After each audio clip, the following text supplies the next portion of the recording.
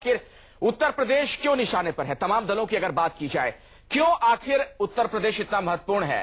ये रैली की जो रणनीति है, इसमें बाजी कौन मारेगा, ये फिलहाल तय नहीं है। हर पार्टी की जीत के अपने अपने दावे हैं, लिहाजा वोटरों को अपने पक्ष में रिझाने में हर सियासी दल एड़ी चोटी का जोर लगा रही हैं।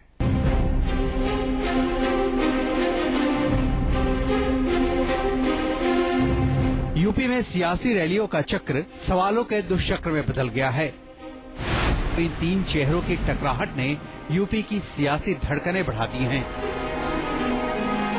हर बड़ी रैली के साथ ये सवाल भी बड़ा होता जा रहा है कि आखिर रैलियों के रण के पीछे की रणनीति क्या है। लखनऊ में रैलियों के इतिहास में सबसे बड़ी रैली करने का दावा बीजेपी नेता इसलिए कर रहे हैं क्योंकि आंखों में सबसे बड़ी जीत का सपना है। रैली रिकॉर्ड तोड़ हुई तो सपना पूरा होने के दावे में और दम आ जाएगा। 2009 के लोकसभा चुनाव में महज 10 सीटें नसीब हुई। यूपी की इसी जमीन पर साल 1998 में बीजेपी के खाते में यूपी के करीब 37% वोटों के साथ 57 लोकसभा सीटें थीं। 1991 से 1999 का हिसाब जोड़े तो बीजेपी ने 80 सीटों में करीब 70 सीटों पर कभी न कभी जीत दर्ज की है। लिहाजा मोदी की हवा में बीजेपी पुराने रिकॉर्ड को तोड़ने में जुटी है। अगड़ा पिछड़ा दलित वोट जुटाकर बीजेपी 40 से 45% वोटों के साथ 50 से 60 सीटें जीतने का टारगेट बना चुकी है। यही वजह है कि मोदी भी यूपी से लोकसभा पहुंचने के लिए सीट खोज रहे हैं।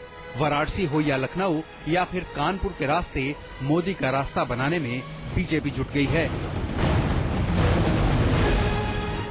दिल्ली की ओर मोदी की बढ़ती इस चहलकदमी को रोकने के लिए समाजवादी पार्टी के सुप्रीमो मुलायम सिंह यादव ने भी कमर कस ली है।